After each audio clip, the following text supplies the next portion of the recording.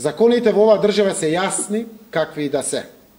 Според тие закони, општината е таа институција која издава одобрение за градба. Тоа е истата таа институција која согласно важечките закони издава акти за легализација. И што е тука нејасно? Политичко-медиумската формулација на спин тезата дека самата легализација на Глобал е доказ сам за себе дека градбата била нелегална, е доставно не држи вода. Затоа што истите луѓе по истото сценарио со политички мотиви го прогласија Глобал за нелегален. Но судските инстанци си го кажаа своето.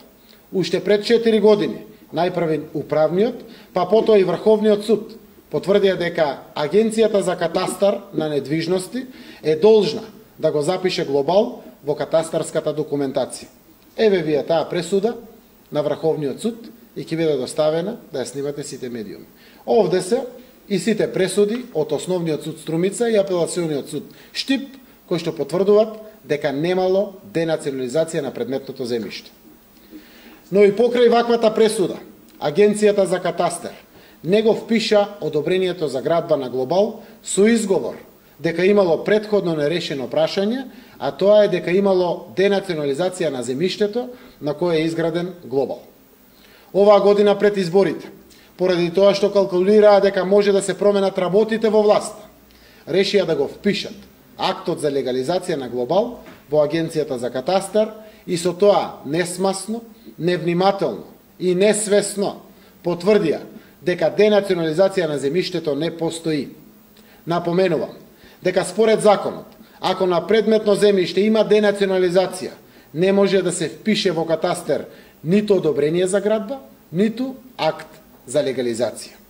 Со впишувањето во катастар на актот за легализација на Глобал, власта го обезбеди во моја полза крунскиот доказ за целиот случај Глобал, а тоа е дека денационализација немало ниту кога се градал Глобал, ниту денеска кога е впишан во катастарот на Македонија.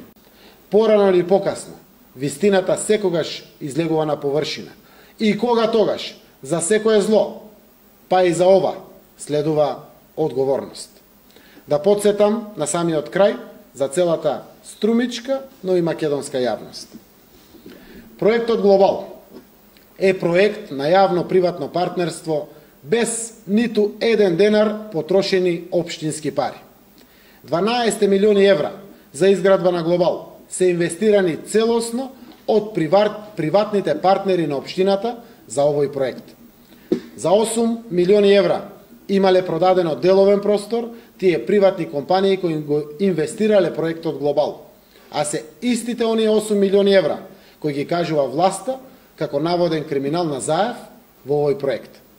Општина Струмица има приход од 1.100.000 евра комуналии од овој проект во својот буџет и околу 500.000 евра данок на промет.